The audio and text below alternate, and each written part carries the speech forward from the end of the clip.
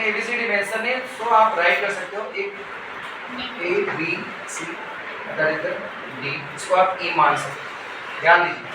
सो यहाँ पर भी क्या है, ABCD इज पैरेलल, यहाँ पर again ABCD parallel, again you have to find X Y Z, ध्यान दीजिए। यहाँ पर लिखना पड़ेगा since AB parallel to DC। अब हमसे कोई पूछेगा नहीं कि AB DC के पैरेलल क्यों, बिकॉज ABCD जो पैरेलल होगा सो ये पैरेलल है, AB DC के पैरेलल है, सो इस समय जो AD है ये ट्रांसवर्सल का वर्क कर रहा है। सो AD इज ट्रांसवर्सल, सो थोड़ा क्लियर लिखो, ये ट्रांसवर्सल लाइन है इस समय। When AB parallel to DC और that time AD is the transversal, यानी ये ट्रांसवर्सल का वर्क कर रहा है, ये पैरेलल है। So 50 plus y is equal to 180 coincident angles are supplementary, is that right? Yes sir. So 50 plus angle y is equal to 180 co-interior angles. So angle y is equal to 180 minus 50, that is the 130 degree.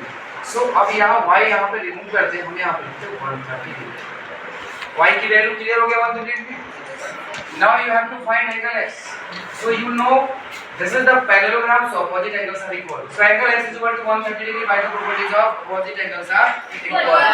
So angle x is equal to angle y, angle x angle y के बराबर है, और angle y क्या है 130। So reason आप देंगे opposite angles, there is no need to write opposite angles of parallelogram are equal, it is understood opposite angles, is that clear? Yes sir. Now you have to find angle z। आपको पता है कि angle z जो quadrilateral parallelogram ABCD उसके बाहरी angle exterior angle. Now ध्यान से सुनिए, सो angle x is what, angle x is also 130 degree. यहाँ पर कोई एंगल का नेम मेंशन नहीं है, आप यहाँ पे अपने मन से x y z या w ले सकते हो, okay. So angle w is equal to 50 degree, why, opposite angles of parallelogram. So opposite angles of parallelogram are equal लिखना जरूरी नहीं।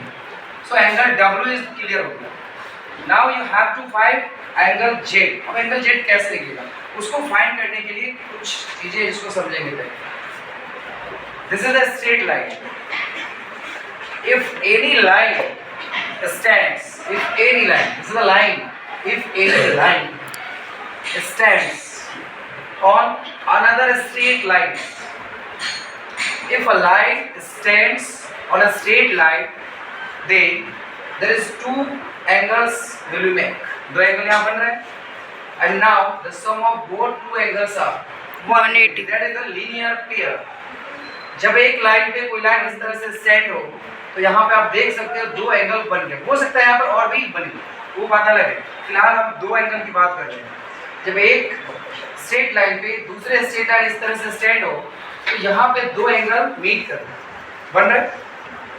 सपोज करो ये x और ये y है, so angle x plus angle y is equal to 180 degree. This is a linear pair, LP, linear, L for linear, P for pair, linear pair. आप ध्यान से देखेंगे, so DC is the line, DC can see DC is the line and BE is another line। DC stands on B and you are looking that angle W plus angle Z, दो angle बन रहे हैं यहाँ पे।